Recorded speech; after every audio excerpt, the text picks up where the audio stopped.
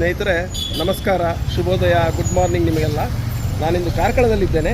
ಕಾರ್ಕಳದ ಅನಂತ ಶಯನ ಅನಂತ ಪದ್ಮನಾಭ ದೇವಸ್ಥಾನ ಇದೆ ನೋಡಿ. ಎಲ್ಲ ಕಡೆ ಹೋಗಲಿಕ್ಕೆ ದಾರಿ ಕೂಡ ಕೊಟ್ಟಿದ್ದಾರೆ. ಇಲ್ಲಿ ಗೊಮ್ಮಟೇಶ್ವರ ಬೆಟ್ಟ, ಮಂಗಳೂರು, ಧರ್ಮಸ್ಥಳ, ಸುಬ್ರಹ್ಮಣ್ಯ, ಕುದುರೆಮುಖ, ಶೃಂಗೇರಿ, ಹೊರನಾಡು ಈ ಹೆಸರುಗಳನ್ನು ಕೇಳಿದರೆ ಮನ ಪುಳಕಿತವಾಗ್ತದೆ. ಕೆಲವು ಘಟ್ಟ ಪ್ರದೇಶದಲ್ಲಿದ್ದರೆ, ಕೆಲವು ಕರಾವಳಿಯಲ್ಲಿದೆ ನೋಡಿ. ಎದುರುಗಡೆ ಕಾಣ್ತದೆ ಪದ್ಮಾವತಿ ದೇವಸ್ಥಾನ. ಹಾಗೆ ಮುಂದೆ ನೇರ ಹೋದರೆ ಆ ದಾರಿ ಕಾಣ್ತದಲ್ಲ, ಕಾರ್ಕಳ ಪೇಟೆಗೆ ಹೋಗ್ತದೆ. ಬನ್ನಿ ಮುಂದೆ ಹೋಗುವ. ನಾನೀಗ ಕಾರ್ಕಳದಿಂದ ನಮ್ಮ ಮನೆ ಮಿಯಾರ್ ಕುಂಟಿಬೆಲ್ನಲ್ಲಿರೋ ಮನೆ ಹೋಗ್ತೀನಿ. ದಾರಿ ನೋಡುವ.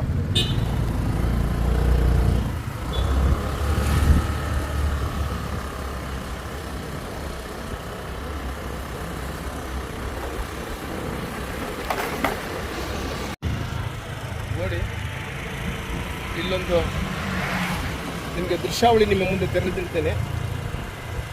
ಕಾರ್ಕಳದ ಪ್ರಸಿದ್ಧ ಆನೆಕೆರೆಯ ಹೆಗಡೆ ಕುಟುಂಬಸ್ಥರ ನಾಗಬನ ಈ ದಿನ ಇಲ್ಲಿ ಸೇವೆ ಇದೆ. ಹಾಗೂ ಇಲ್ಲಿರ್ತಕ್ಕಂಥ ಕಲ್ಯಾಣಿ ಅಥವಾ ಕೆರೆ ಪುನರುಜ್ಜೀವನ ಆಗ್ತಾ ಇದೆ, ನೋಡ್ಬೋದು.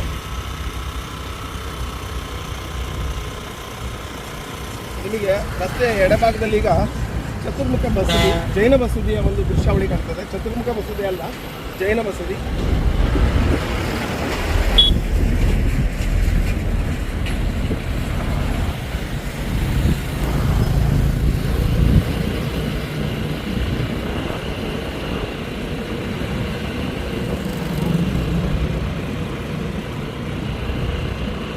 ಮುಂಗಾರು ಪೂರ್ವ ಮಳೆ ಬಂದಾಗ ಇಲ್ಲಿ ಭಾಳಷ್ಟು ಸಿಡಿಲಿನ ಆಘಾತಗಳಾಗುತ್ತೆ. ಯಾಕಂದರೆ ಕಲ್ಲಿನ ಬೆಟ್ಟ, ಅದರಿಂದ ಕಲ್ಲಿನ ಬೆಟ್ಟ ಬಿಸಿಲಿಗೆ ಬಹಳ ಕಾಯ್ತದೆ. ಆದಾಗ ಅದರ ಮೇಲೆ ಮಳೆಯ ಹನಿ ಬಿದ್ದಾಗ ಆಗತಕ್ಕಂಥ ಆವೆ ಅಥವಾ ಹಬೆ ವಾತಾವರಣದಲ್ಲಿ ಮೋಡಗಳೊಂದಿಗೆ ಮಿಲನವಾದಾಗ ಪಾಸಿಟಿವ್, ನೆಗೆಟಿವ್, ಧನಾತ್ಮಕ, ಋಣಾತ್ಮಕ ಅಯಾನುಗಳ ಸಂಯೋಗದಿಂದ ಸಿಡಿಲು ಉಂಟಾಗ್ತದೆ.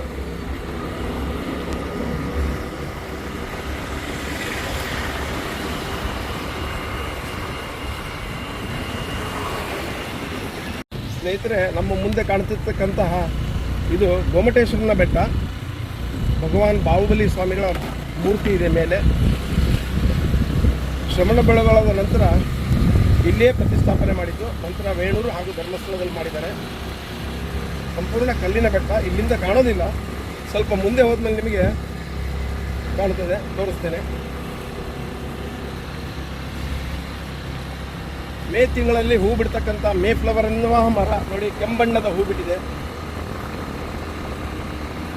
ಬಲಭಾಗದಲ್ಲಿ ಕಾಣತಕ್ಕಂಥ ಪ್ರದೇಶ ಎಲ್ಲ ಇದಕ್ಕೆ ದಾನಶಾಲೆ ಅಂತ ಹೇಳ್ತಾರೆ. ಒಂದೊಂದು ಮನೆ ಕೂಡ ಎಷ್ಟು ಚಂದ ಮಾರಿದೆ.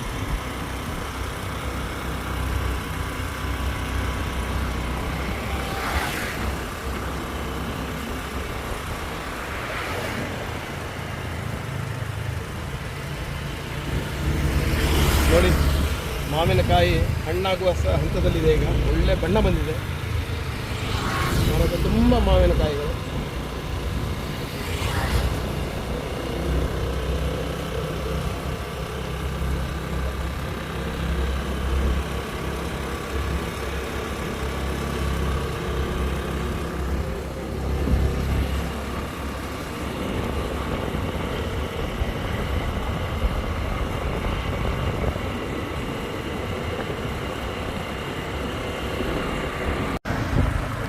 ಸ್ನೇಹಿತರೆ ನೋಡಿ, ನಾವೀಗ 3 ಮಾರ್ಗ ಕೂಡುವ ಜಾರಿಗೆ ಹೋಗ್ತಾ ಇದ್ದೇವೆ. ನೋಡಿ, ನಾನು ಬಂದದ್ದು ಕಾರ್ಕಳದಿಂದ. ಬಲಬದಿ ಹೋದರೆ ಮೂಡಬಿದ್ರೆ ಒಂದು ಮಾರ್ಗ, ಇನ್ನೊಂದು ಪಡುಬಿದ್ರೆ ಉಡುಪಿ, ಮೂಡಬಿದ್ರೆ ಮಾರ್ಗವಾಗಿ ಮಂಗಳೂರು ಹೋಗ್ಬೋದು. ಈಗ ನಾವು ಹೋಗ್ತಾ ಇರ್ತಕ್ಕಂಥ ಹಾದಿ ಬಜಗೋಳಿ, ಧರ್ಮಸ್ಥಳ ಅಥವಾ ಬಜಗೋಳಿ, ಕುದುರೆಮುಖ, ಶೃಂಗೇರಿಗೆ ಹೋಗ್ತಕ್ಕಂಥ ಹಾದಿ. ಇದು ರಾಷ್ಟ್ರೀಯ ಹೆದ್ದಾರಿ. ಮಂಗಳೂರಿನಿಂದ ಸೋಲಾಪುರ ಹೋಗ್ತದೆ. ಮಂಗಳೂರು, ಮೂಡಬಿದ್ರೆ, ಕಾರ್ಕಳದ ಬೈಪಾಸು, ಮಾಳ, ಗಂಗಾಮೂಲ, ಗಂಗಾಮೂಲದಿಂದ ಶೃಂಗೇರಿ, ಕೊಪ್ಪ, ಶಿವಮೊಗ್ಗ, ಶಿವಮೊಗ್ಗದಿಂದ ಚಿತ್ರದುರ್ಗ, ಚಿತ್ರದುರ್ಗದಿಂದ ಹೊಸಪೇಟೆ, ಹೊಸಪೇಟೆ ಇಳಕಲ್ ಮಾರ್ಗವಾಗಿ ಬಿಜಾಪುರ, ಸೋಲಾಪುರ ಹೋಗ್ತದೆ. ಭಾಳ ಸುಂದರವಾಗಿದೆ ಮಾರ್ಗ. ರಸ್ತೆಯ ಇಕ್ಕೆಲಗಳಲ್ಲೂ ಹಸಿರು. ಈಗ ಒಂದು 3-4 ಒಳ್ಳೆ ಮಳೆ ಆಗಿದೆ, ಮುಂಗಾರು ಪೂರ್ವ ಮಳೆ. ಪ್ರೀ ಮಾನ್ಸೂನ್ ಅಂತ ಹೇಳ್ಬೋದು. ಹಾಗಾಗಿ ವಾತಾವರಣದಲ್ಲಿರ್ತಕ್ಕಂಥ ಧೂಳು ಎಂಥದೂ ಇಲ್ಲ. ಸಸ್ಯ ಶ್ಯಾಮಲೆ ಹಸಿರನ್ನು ತೊತ್ತು ಸಂಭ್ರಮಿಸ್ತಾ ಇದ್ದಾಳೆ. ಈ ನಂತರ ಜೂನ್ನಿಂದ ಮುಂಗಾರು ಪ್ರಾರಂಭ ಆಗ್ತದೆ, ಮಾನ್ಸೂನ್. ಒಳ್ಳೆ ಮಳೆ ಬೆಳೀತಕ್ಕಂಥ ಪ್ರದೇಶ. ಯಾಕಂದರೆ ಇಲ್ಲಿಂದ ತುಸು ದೂರದಲ್ಲಿ, ಸಾಧಾರಣ ಒಂದು 25 ಕಿಲೋಮೀಟರ್ ದೂರದಲ್ಲೇ ಪಶ್ಚಿಮ ಘಟ್ಟ ಸ್ಟಾರ್ಟ್ ಆಗ್ತದೆ. ಹಾಗೂ ಎಲ್ಲ ಬರ್ತಕ್ಕಂಥ ಪ್ರದೇಶ, ಈ ಕಡೆ ಕೆರವಾಶಿ ಆಗ್ಬೋದು, ಮೀಯಾರ್, ಬಜಗೋಳಿ, ಮಾಳ ಎಲ್ಲ ಬಹಳ ಮಳೆ ಬರ್ತಕ್ಕಂತಹ ಪ್ರದೇಶಗಳು. ಯಾಕಂದರೆ ಘಟ್ಟದ ತಪ್ಪಲಿನಲ್ಲಿವೆ.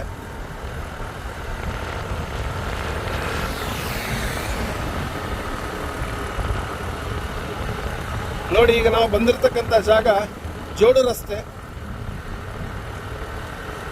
ಈ ಪ್ರದೇಶದ ಹೆಸರೇ ಜೋಡು ರಸ್ತೆ.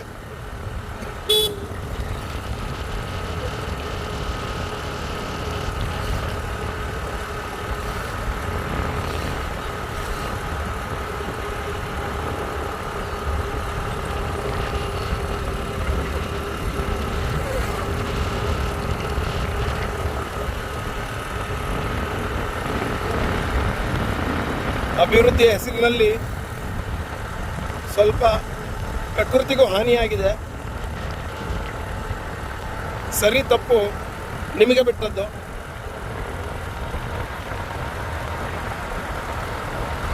ಉತ್ತಮ ರಸ್ತೆಗಳ ಅಗತ್ಯ ಬೇಕೇ ಬೇಕು. ಯಾಕಂದರೆ ಇವೆಲ್ಲ ಬಹಳ ಪ್ರಸಿದ್ಧವಾದ ಪ್ರವಾಸಿ ಸ್ಥಾನಗಳು, ಧಾರ್ಮಿಕ ಸ್ಥಳಗಳಿಗೆ ಸಂಪರ್ಕ ಕಲ್ಪಿಸುವಂತಹ ಮಾರ್ಗ. ಶೃಂಗೇರಿ, ಕೊಪ್ಪ, ಹೊರನಾಡು, ಕಳಸ, ಈ ಭಾಗದಲ್ಲಿ ಧರ್ಮಸ್ಥಳ, ಕುಕ್ಕೆ ಸುಬ್ರಹ್ಮಣ್ಯ, ಮೇಲ್ಭಾಗದಲ್ಲಿ ಸಕಲೇಶ್ಪುರ, ಬೆಂಗಳೂರಿಗೆ ಹೋಗ್ಲಿಕ್ಕಿಂತಹ ಎಲ್ಲ ಕರಾವಳಿಯಿಂದ ಹೋಗ್ಲಿಕ್ಕೆ ಒಂದು ಪ್ರಮುಖವಾದ ರಸ್ತೆ.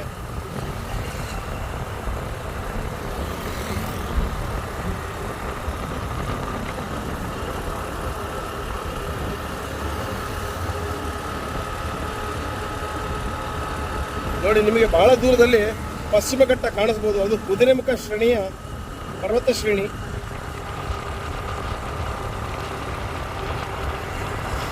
ದೂರದಲ್ಲಿ ಎತ್ತಿನ ಭುಜ ಶಿಖರ ಕೂಡ ಕಾಣುತ್ತದೆ. ಆದರೆ ಕ್ಯಾಮ್ರಾದಲ್ಲಿ ಕ್ಯಾಪ್ಚರ್ ಆಗ್ತದೋ, ಸೆರೆ ಹಿಡಿಯಲ್ಲ ಆಗ್ತದೋ ಇಲ್ಲ ನನಗೂ ಗೊತ್ತಿಲ್ಲ. ಪ್ರಯತ್ನ ಮಾಡ್ತಾ ಇದ್ದೇನೆ.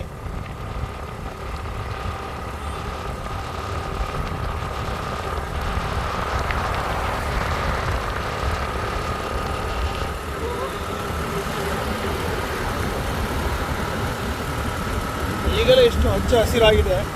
ಮಳೆಗಾಲ ಪ್ರಾರಂಭವಾಗಿ 1 ತಿಂಗಳ ನಂತರ ನೋಡ್ಬೇಕು ನೀವು. ನೋಡಿ, ಸಿಗಾಳ ಜೀರುಂಡೆಗಳ ಶಬ್ದ.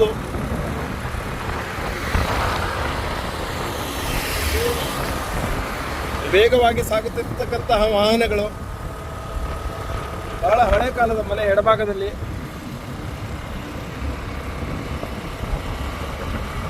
ವೃತ್ತಿ ನಿಮಿತ್ತ ಎಲ್ಲ ಘಟ್ಟವನ್ನು ಸೇರಿದ್ರು. ಮನೆ ಹಾಗೆ ಉಳಿತು. ಮನೆಯನ್ನು ದಿನನಿತ್ಯ ನೋಡದೇ ಇದ್ದರೆ ಕರಾವಳಿ ಭಾಗದಲ್ಲಿ ಮನೆ ಬೇಗ ಹಾಳಾಗ್ತದೆ. ಏಕೆಂದರೆ ಇಲ್ಲಿ ವಾತಾವರಣದಲ್ಲಿ ಆರ್ದ್ರತೆ ಹೆಚ್ಚು. ಆರ್ದ್ರತೆ ಹೆಚ್ಚಾದಾಗ ಬಹಳ ಬೇಗ ಶಿಲಾವಲ್ಕಗಳು ಬೇಗ, ಹಾಗೆ ಪಾಚಿ ಕೂಡ ಕಟ್ತದೆ.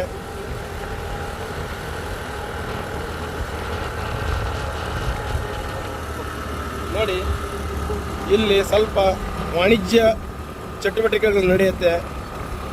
ಜನವಸತಿ ಕೂಡ ಇದೆ. ಇದಕ್ಕೆ ಕುಂಟಿ ಬೈಲ್ ಅಂತ ಹೇಳ್ತಾರೆ. ಮೀಯಾರ್ ಗ್ರಾಮ ಪಂಚಾಯತಿ ವ್ಯಾಪ್ತಿಗೆ ಬರ್ತದೆ. ನಾವೀಗ ಎಡಗಡೆ ಹೋಗ್ತೇವೆ ನಮ್ಮ ಮನೆಗೆ. ಇಲ್ಲಿ ನಿಮಗೆ ಕಮಾನು ಕಾಣಬಹುದು. ಸುತ್ತಮುತ್ತ ಊರುಗಳ ಮಾಲೀಕ ಮಹಾಲಿಂಗೇಶ್ವರ ದೇವಸ್ಥಾನದ ಕಮಾನ್ ಇದು. ಧಣಿ ಅಂತಲೇ ಹೇಳ್ಬೋದು ಮಹಾಲಿಂಗೇಶ್ವರ.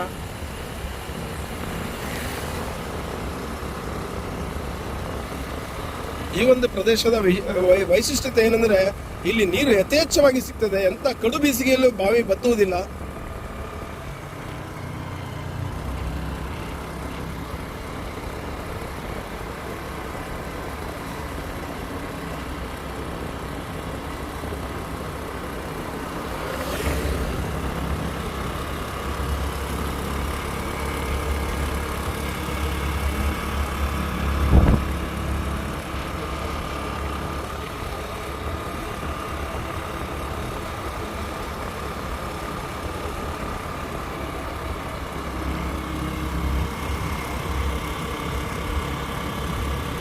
ಈಗ ನಾವು ನಮ್ಮ ಮನೆಯನ್ನು ಸಮೀಪಿಸ್ತಾ ಇದ್ದೇವೆ.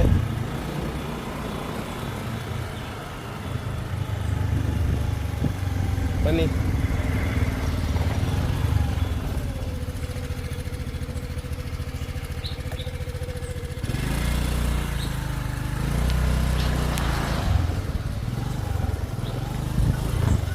ಗೇರು ಬೀಜಗಳ ಮರ, ನಮಗಾಗಿ ಕಾದು ಕುಳಿತಿರ್ತಕ್ಕಂಥ ನಮ್ಮ ತಂದೆಯವರು, 93 ವರ್ಷ ಅವರಿಗೆ, ನಾಗೇಶ್ ಪೈಗಳು.